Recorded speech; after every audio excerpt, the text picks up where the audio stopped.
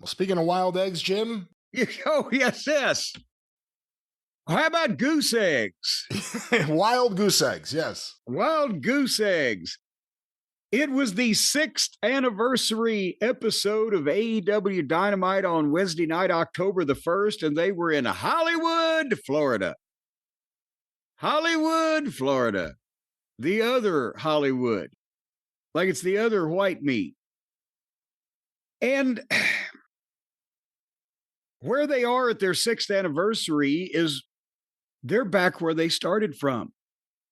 In that time, they have gotten a number of stars or people who are over on as main event level people to their fan base, especially, and they've either run them off or crippled them. And we are back with the Cucamonga kids and their friends from the trampoline in the backyard as the primary, episodic characters of this thing, mixed with, Moxley's bunch that's dry and drab and worn out. So I think they've kind of come full circle. Only they lost half of their riders along the way. But they didn't really do anything for the 6th anniversary different to what they've been doing because it all looks the same. Am I exaggerating this? Well, no, they tried to make it a big deal that it's the 6th anniversary and they presented a lackluster lineup and it didn't look great. I almost feel like they should have just done it at Daly's place. It's not the biggest place and it doesn't look the best, but it looked better than whatever building they were in here. And they even shot it at some point. They switched the camera so you can kind of see the other side.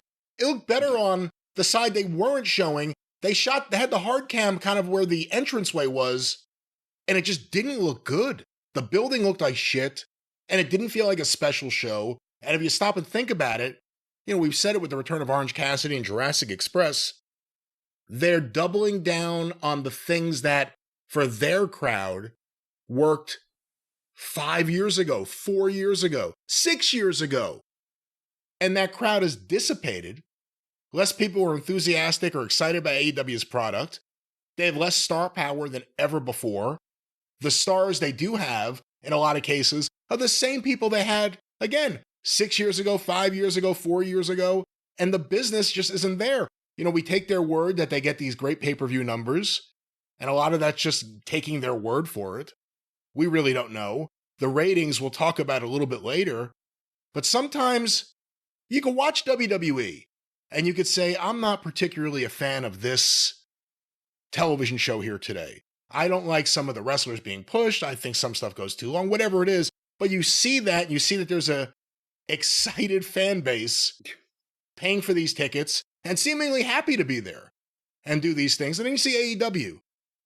A few years ago, they were drawing great crowds. They're not drawing great crowds for any TV shows ever, anywhere. Maybe England.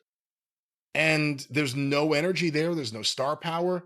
It's like a 6-year anniversary. Again, 6 years of Tony Khan as the booker. That's not something to celebrate. The delusion of pretending that Tony's good at this and that Tony somehow will be getting better with age. It's ridiculous. This was not a special 6th anniversary show, it didn't feel like to me. Well, I mean, even just as a television program, because 6th anniversary is like, what anniversary is that? Cardboard? Coffee grounds? But just do a good TV show. It's the same shit. People just randomly come and go in the never-endingness. And that's another thing people talk about. Well, Cornette just blows right past the WWE stuff, but he recounts every minute AEW detail. No, I don't. I don't watch the matches anymore on either of these fucking programs unless it's Braun Breaker or somebody really fucking fabulous. But in the WWE, you can tell people what happened. Well, so-and-so had a match, and so-and-so, boom, they went back and forth. He won with his finish. Or the so-and-so went back and forth and won with his finish, and then the guy got mad and beat him up after. It makes sense, but it don't take too long to fucking tell. With this, people keep coming out and doing things. It leads to this and that, and this segment never ends.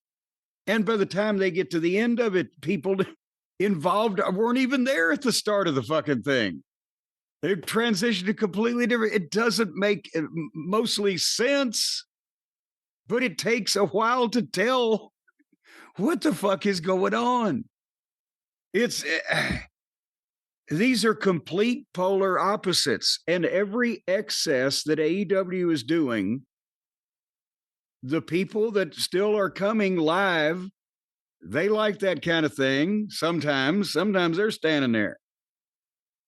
But people watching on television, how long is it before, good God, it all blurs together? What are we watching? The other thing, too, is AEW is having a popularity and a creative and everything, just a decline. And again, they'll say, well, the pay-per-view numbers are great. A, prove it. B, it doesn't change anything. These TV shows are bad. What's going to affect it is going to be WWE helping TNA get a television deal. Because right now, I would argue that NXT is hotter than AEW. You hear more people buzzing about things in NXT. More people get mad at you for not watching NXT than they do for not watching something in AEW. And you see more and more of that from TNA, who again is under the thumb of WWE, but they're still, as of now, technically an independent outfit. But WWE's helping them for a reason. Industry domination. They're shutting the doors around AEW, so AEW is not going to have options. And while all that's happening, AEW, again, presenting a 6th anniversary show that is so uninspired.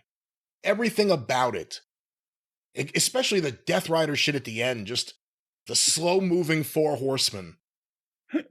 It's not very promising. I mean, the only thing they have going for them is that Tony can fund this thing forever. Tony can just have fun and games forever with his dad's money, but it doesn't change reality. And, you know, again, we've always said the other sad thing is Tony's never going to replace himself as Booker. This whole thing exists so Tony can be what he's always wanted to be, despite not being very good at it. But even if you did replace him, there's no one there to replace him with. It's just, I don't see much of a positive future for AEW. I really don't. It'll exist, but how is it going to possibly get better?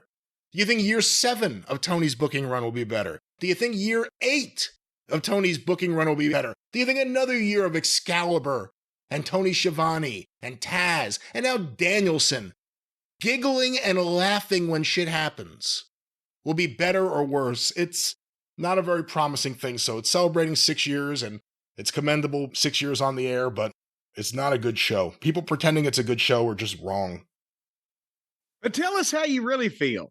I feel it's a disappointment. You know, the same thing you kind of said at the beginning. It's a lost opportunity, and it's been 6 years of lost opportunity.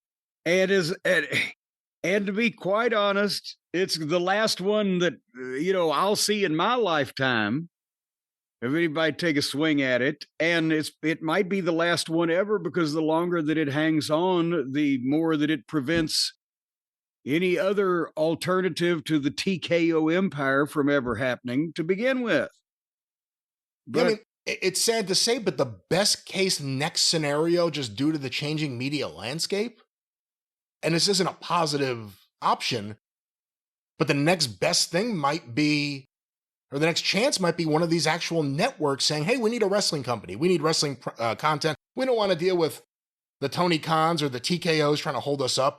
Let's just find some wrestling people and create a show. And it won't last, and it will flame out. But other than that, you have to count on a billionaire wanting to put up the money, and then where are they going to air it? Where's it going to live? So there's a lot of problems with this. And again, 6 years of missed opportunity from AEW, no growth from AEW, doubling down on all the things that haven't worked. But hey, they've made wrestlers rich.